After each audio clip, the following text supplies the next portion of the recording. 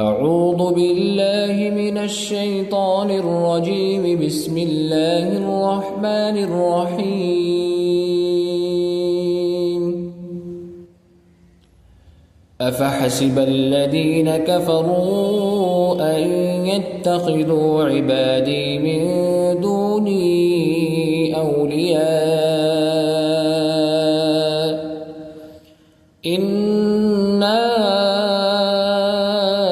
أعتدنا جهنم للكافرين نزلا قل هل ننبئكم بالأخسرين أعمالا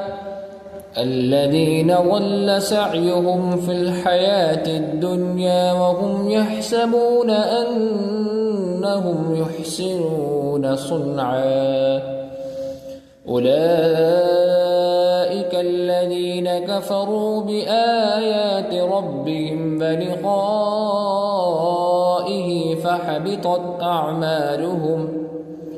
فحبطت أعمالهم فلا نقيم لهم يوم القيامة وزنا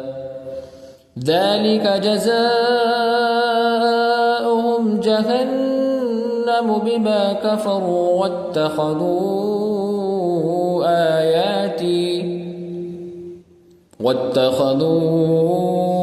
آياتي ورسلي هزوا إن الذين آمنوا وعملوا الصالحات كانت لهم جنات الفردوس نزلا خالدين فيها لا يبغون عنها حولا قل لو كان البحر مدادا لكلمات ربي لنفد البحر قبل أن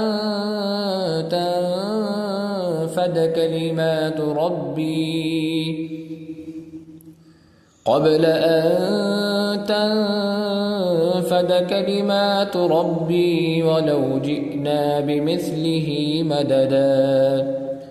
قل إنما أنا بشر مثلكم يوحى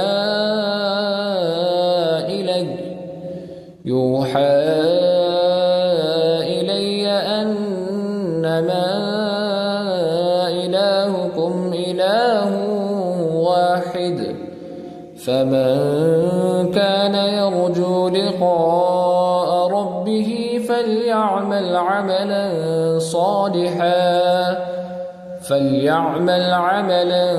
صالحا ولا يشرك بعبادة ربه أحدا.